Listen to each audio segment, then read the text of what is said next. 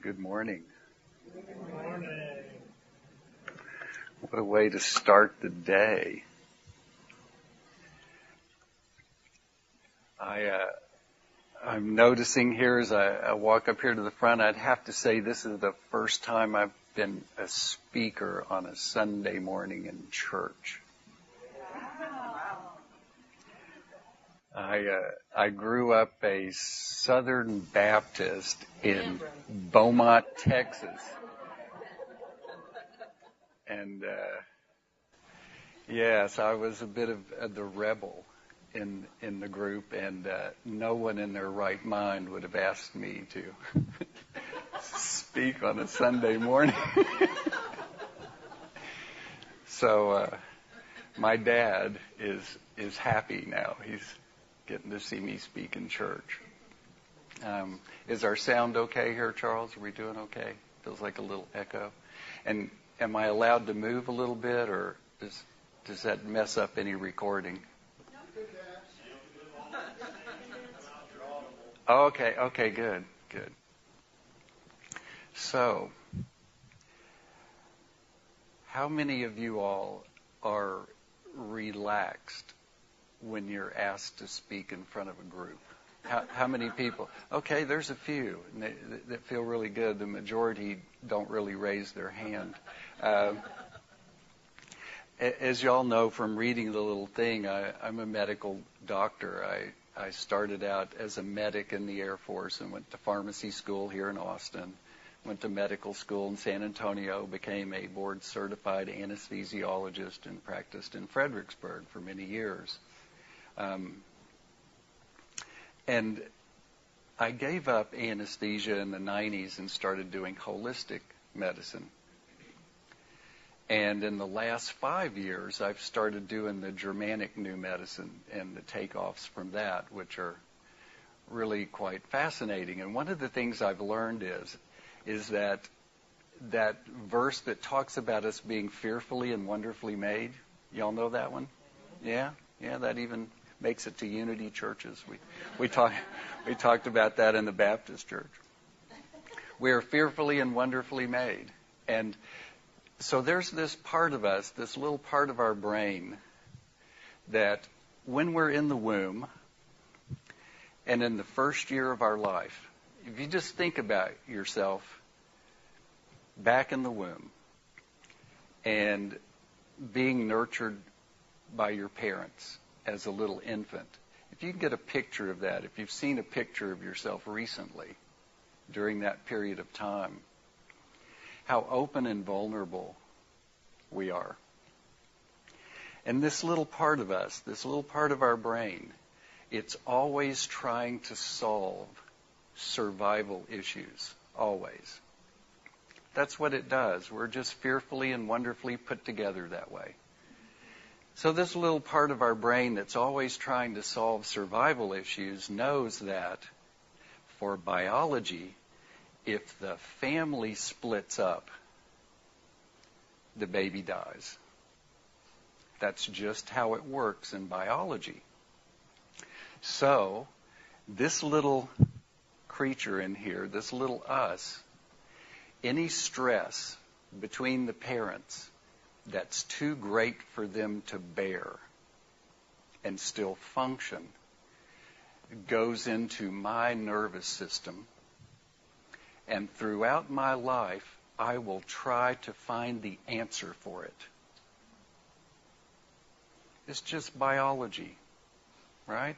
I'm just going to keep trying to find the answer for what Mommy and Daddy suffered with. Now, the good news is I see some people young enough to be parents of children. So when we discover what got downloaded into our children, we can go into their room while they're asleep and tell them, honey, this was my conflict. This was between you and your mom. We never intended for you to carry this or try to solve this. So you can leave this with us. We're working this out. And you're free, and you have our blessing to live your life. And children, when they're at puberty or younger, they reprogram very quickly. But any child at any age, you can use their picture and do that, even if you live far away. You can tell them, once you recognize the program that got downloaded into them, you can tell them it's not theirs. Okay? And that little part of the brain goes, oh, I can quit trying to solve that. So for me, the biggest stress between my parents during the time of pregnancy in the first year of life was that I died or nearly died at birth. My little Southern Baptist mom got a pain shot. I came out, I apparently was okay, and folks just set me aside and worked on Mom, and the narcotic made me stop breathing. And nobody noticed. So I'm like totally open to this, right? I'm here to take on whatever's going on. That's what I agreed to when I came in this body. I'm open to it all, even if it means turning blue and dying over here. I don't have a problem with it. My mom, on the other hand, when they notice that I'm over here blue, she absolutely freaks out. The doctors and the medical team run over there, and I have to be resuscitated twice. And while they're doing this, they're telling my mother, maybe we should stop trying because he was blue so long. He's probably seriously brain damaged. And do you want a seriously brain damaged child? So this was the biggest stressor for my parents during the pregnancy in the first year of life, was the moment of birth. Okay. My little brain doesn't have my own feelings then. I pick up what's too stressful for my mother. It goes into my programming, and I have to be the living answer for what was their greatest suffering during this period of time.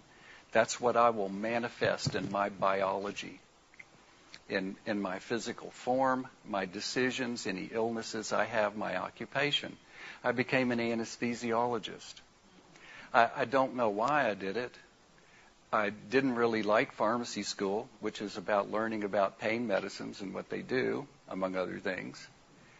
I didn't like medical school. I thought it was pretty harsh, honestly. I didn't care for it. But I couldn't think of anything else to do with my life, and there was a drive to do it, and I didn't know where it came from. But an anesthesiologist is the person who notices the blue person in the room. That's our job, right? And we always carry stuff for blue people. Everywhere we go, we've got a little bag for blue people. And we have little antidotes for somebody that had too much pain medicine, either on purpose or by accident. And that's what we do for a living. It was only 5 years ago that I realized that I was trying to save my mommy and my daddy from the anxiety they had 30 and 40 years ago. And that's what I'm doing with my life. Every time a person does a general anesthetic, we give medicine to people that makes them stop breathing on purpose. And then we have to hook them up to a breathing machine. And every time I did that, I was terrified. I didn't know why. I didn't know why some people could be so calm about it. And yet every time I gave somebody that shot of pain medicine that was so great it would knock them completely out, there was a part of me that I had to stuff down the fear over and over and over. And I just kept reenacting my own birth. Right? So, when a person speaks in public, it's like popping out of the womb into the world. What does the brain do? It replays our birth video whenever we speak in public. If you had a really peaceful birth, where everybody's there, it's a sacred moment, it's mom and her friends, right? It's not a big medical thing. The baby comes out and everybody says, welcome to this world. Why, then when I get an invitation to speak in public, I sleep well the night before because I know everything's going to work out. And I stand up here and I feel welcomed in this world. But if I'm a medical emergency, right? And that's what's replaying up here. See, the brain is trying to help me. It's trying to say, you've been asked to speak in public? That's nothing compared to this movement through this canal here where your head was squashed. And you came out and everybody said, great, you're doing great, right? That's what it's trying to replay to encourage us, because for biology, most people were born in the wild. Mom picked a sacred spot, maybe had someone with her, and they did the dance. They did the sacred dance. And then the person comes out and it's a sacred movement, right? And so there's this good feeling about taking a test in school. How many people were relaxed before big exams in school? I mean, the ones that really meant something to you. How many people just felt like piece of cake, you know? Because the brain is going to replay the birth video. This is the labor, this is the result, right? This is my studying, and this is the test. That's how that works. So the brain is trying to help me out and encourage me by remembering this natural, wonderful birth. So, if you're one of those folks who has, like me, who woke up last night for a couple of hours, and that is progress, because I learned this a while back. It used to be I wouldn't sleep for a week before giving a talk. I would just be up all night, every night, because I knew what was coming. I knew what was coming. This little thing was going to replay, and I didn't know what it was. That it was mommy and daddy's feelings, and that I could actually hand it back to them with respect. I could hand back that mistake to the medical team and say, I leave this with you. This doesn't belong with me. Please look friendly on me when I'm welcome in this world, rather than terrified about my first movement. How many of y'all, when you wake up in the morning, feel welcome in the world? That's the first dialogue. Yeah, some people do. Some people do. They just feel welcome, right? How many of us go, something's not quite right? The brain's replaying the birth video. Give that back to mom and dad. We can do that with respect. Everyone's doing the best we can at the time, right? So we can hand all that back and find compassion and rejoin ourselves with that first movement and the people involved in it, right? How many people, when we first go look in the mirror in the morning, we look in our eyes and have love and respect for ourselves? How many of us, that's our first look? We walk in the mirror, we look in the eyes. Some people do, just a few people do. The first look we get when we come out of the womb is how we will look at ourselves for the rest of our lives until we give that first look back to the people who looked at us first.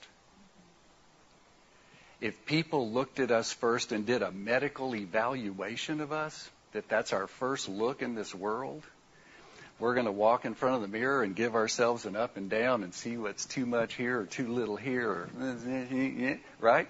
And we're going to redo that, not realizing that that's what somebody else did, and we're repeating it out of a loyalty to our origin story. Everyone is loyal to their origin story until we're not, right? That stuff all belongs to a place and a group of people in the past. There's a way to leave that with them with respect, with an open heart, not trying to get rid of anything, but connecting. It's how we do unity consciousness one piece at a time in biology. Biology's slower than the spiritual stuff. We can sit in here and do it, feel unity consciousness in a moment of time on the spiritual level. Biology's a little slower, right? So we get one little piece of unity consciousness going, okay, that's really good. And that can mean a lot for us in biology, okay? So I like to start with that because I'm always terrified speaking in public, and it helps me to remember it's not my terror. It's my mother's terror watching me die and be resuscitated at birth. Right? Okay, so the next, the next show and tell piece. I told Tony I would mention this, and I want to thank Tony for inviting me to be here, and Charles, and everyone who was part of the decision for me to be here, every one of y'all, to speak about some of these things. This is Mark Wolin's book called It Didn't Start With You. This is about how we inherit things in our family. So if we go back in my family, what we find in the generations before the family, and this is like hard clinical science that we now actually have biological data for on DNA, okay? This is not made up stuff. Firstborns died in my family. So why does this little coincidence happen that doctors don't notice I'm not breathing? Firstborns die in my family. Stillbirths. Women dying in childbirth. That's what happens in my family. Nothing that's going on in my biology started with me. Nothing that's going on in your biology, no illness, no pain or anything, started with you. So one of the things I do, and that Ann Beaversdorf does, I wanted to put in a plug for Ann. If you've never participated in a family constellation, there's going to be one Sunday, September 3rd at 12:30. It is free to go to. A family constellation is where we redo the energies in the family. Isn't that amazing? Some energy that's been going on for generations can be shifted in about a half an hour to an hour. I've watched people miraculously heal from physical illnesses after a family constellation. The energy for that illness was carried in the family. Do you know the very nervous system that's in my body? It's called the sympathetic nervous system, the fight or flight nervous system. This is the one that makes our pupils get big and small when we go in and out of light. How many people had to stop at the door and have a talk with your brain to get your pupils to adjust to the lights in here? Right? Nobody. It happens automatically. That nervous system runs every single part of my body. And the word sympathetic literally means what befalls us together. The nervous system that's in my individual body does not belong to just me. It's even in the Word. It's shared with the last 3 generations of my family. The nervous system that operates my body is not mine. It's shared. Right? So if I have diabetes in my body, the energy for diabetes is in the last 3 generations of my family. We all have diabetes. It's just my body that's manifesting it. I'm the one who manifests it. It's a family thing. And when people look at illness as a family thing, it shifts it all. So, since we brought up the thing about cancer this morning, and just this was the bag that I had that I put my show and tell stuff in, theBestAnswerForCancer.com. Annie Brandt actually lives here in Austin. She's a great resource. She runs theBestAnswerForCancer.com. So let me tell you about my friend Martha. Martha said I could actually use her real name. Martha has adenobreast cancer. She got diagnosed with that. Now, in my world, I was taught to be afraid of cancer. I was taught that. To be afraid of it. So, if I were to hear the word cancer about my body, y'all would have to come over and lay hands on me. I'd probably just freak, okay? Right? Before I, got hold of some things. Martha comes in, adenobreast cancer. What is that? This is part of Germanic New Medicine. If we had time, I would actually show you the brain scans. What it means is there's something in a woman's life, typically about a child, that she cannot face. And so that stress gets stuffed down into the body so she can function. And in her, it showed up in the breast. Now, here's what we don't learn in medical school or pharmacy school or any of that. When a breast cancer first begins, it makes more nutritious breast milk than normal breast tissue. It makes super breast milk. How many of you knew that? That when a cancer first begins, it is a hyper-functioning, turbo, heroic system. It actually outperforms normal tissue. Okay? So what we discovered when we sat down and had a conversation with Martha is that something was happening with her son, and she felt like she could not nurture him through this. He was a grown man now. When we looked at her timelines, we found out that her biological brain was repeating the time when she was a 16-year-old mother who had a 17-year-old husband. They had no money. They had a baby. She was terrified that the baby wasn't getting nourished well enough because they couldn't afford good food. So I had told Martha, I said, this kind of breast cancer, you're just trying to super nutrition your child. That's all. You're just scared.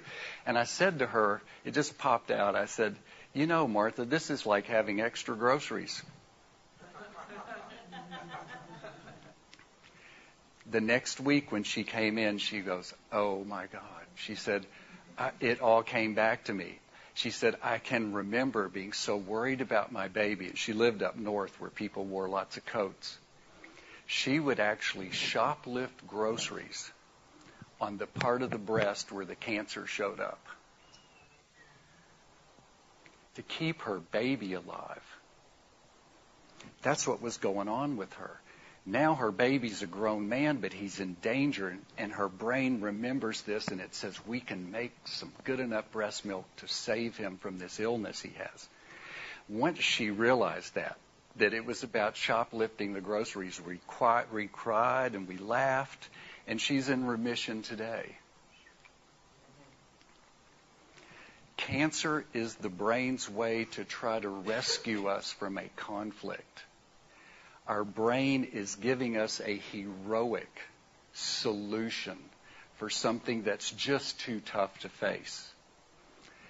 And it's too tough to face psychologically, but when we have a conversation like with Martha, the heart can face it.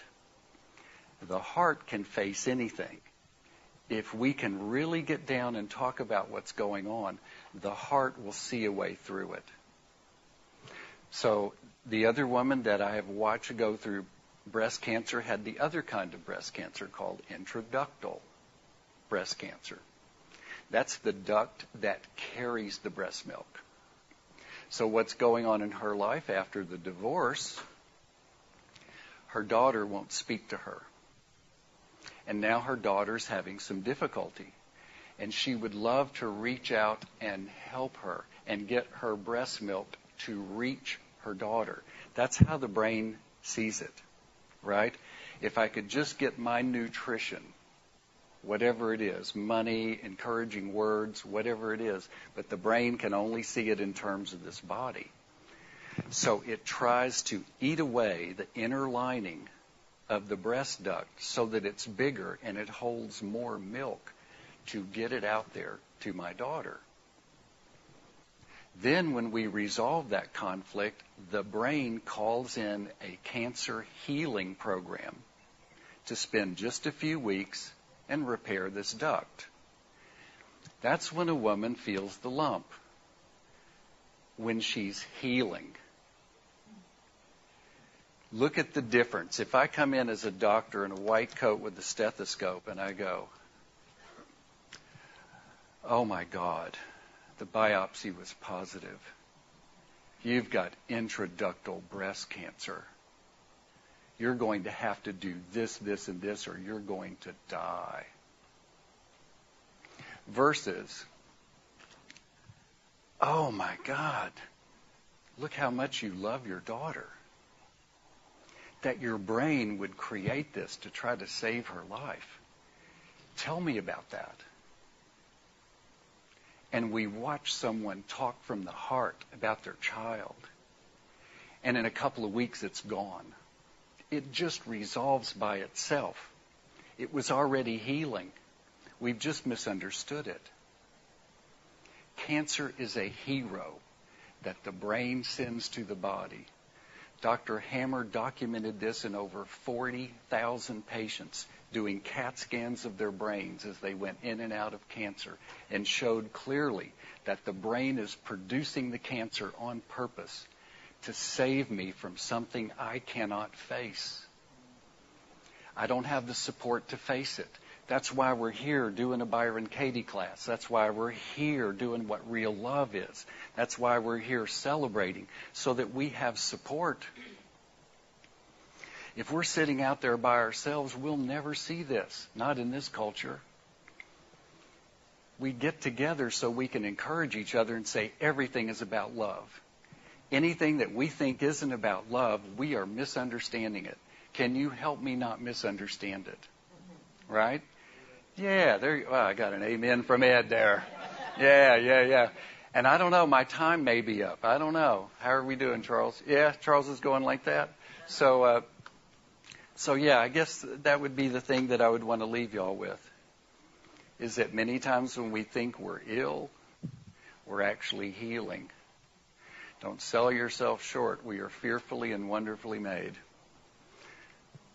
Yeah, and I think I'll leave it with that for now, huh?